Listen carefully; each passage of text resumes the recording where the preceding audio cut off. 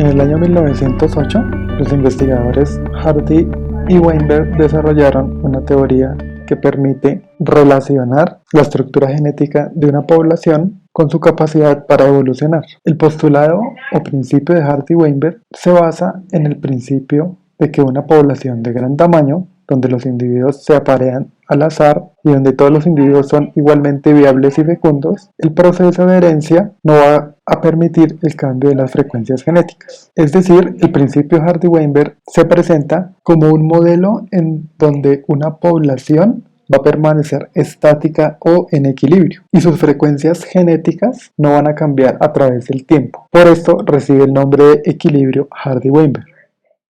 El modelo Hardy-Weinberg posee 5 supuestos. El primero es que no existe mutación, el apareamiento entre los individuos es aleatorio, no hay flujo genético, el tamaño de la población es infinito y no hay selección natural. En la naturaleza, ninguno de estos postulados se cumple para alguna población. Sin embargo, la pregunta que ellos se hicieron para desarrollar el modelo era: ¿cuáles son las características que debe tener una población para no cambiar en el tiempo? Vamos a mirar uno a uno cada uno de estos postulados.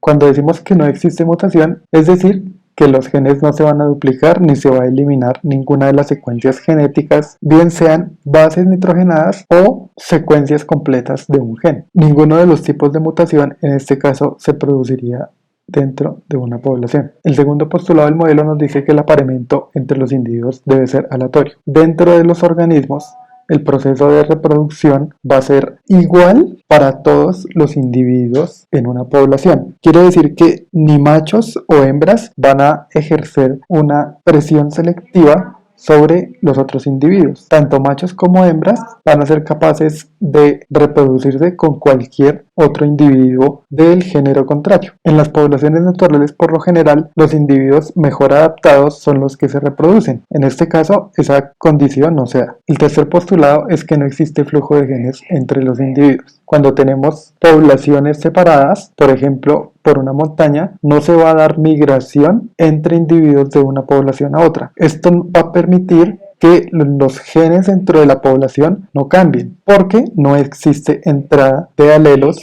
diferentes a los que tiene cada una de las poblaciones. El cuarto postulado nos dice que el tamaño debe ser infinito. La población debe ser de un tamaño muy grande para que el proceso se dé. En la naturaleza no existe un tamaño infinito de población, pero las poblaciones con tamaños muy grandes se acercan al postulado de Hardy-Weinberg. Por ejemplo, poblaciones muy grandes de peces o cardúmenes. Las poblaciones de hormigas son otro ejemplo porque tienen un número muy alto de individuos, así como diferentes poblaciones de aves o el ejemplo más notable, el de los seres humanos. El último postulado de Hardy-Weinberg nos dice que no existe selección natural. No van a existir presiones ni ambientales ni a nivel sexual dentro de los organismos de una población. Es decir, en el ejemplo que tenemos acá, la presión que ejerce el medio ambiente no eliminaría a los individuos que están menos adaptados. En ambos ejemplos de la imagen, diríamos que los individuos tienen la capacidad de reproducirse entre todos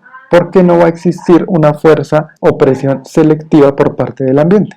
Para entender el principio Hardy-Weinberg es necesario tener muy clara la diferenciación entre genes y alelos. Recordemos que el gen es el segmento de ADN que me va a permitir codificar una proteína, mientras que el alelo son las dos formas que yo tengo de este gen. Si tomamos como ejemplo el color de los ojos, vamos a tener dos alelos, el alelo dominante y el alelo recesivo. A nivel de genotipo podemos tener, cuando los dos alelos son dominantes, tenemos el genotipo homocigoto dominante. Cuando los alelos están en forma dominante y recesiva dentro del núcleo del individuo, vamos a tener su forma heterocigota, y cuando tengo los dos alelos recesivos voy a obtener el genotipo homocigoto recesivo. El análisis de los genes y alelos permite establecer la ecuación de Hardy-Weinberg. Vamos a tener una ecuación para identificar la proporción de alelos o frecuencia de alelos y una ecuación que nos va a permitir establecer la frecuencia genotípica. En el siguiente video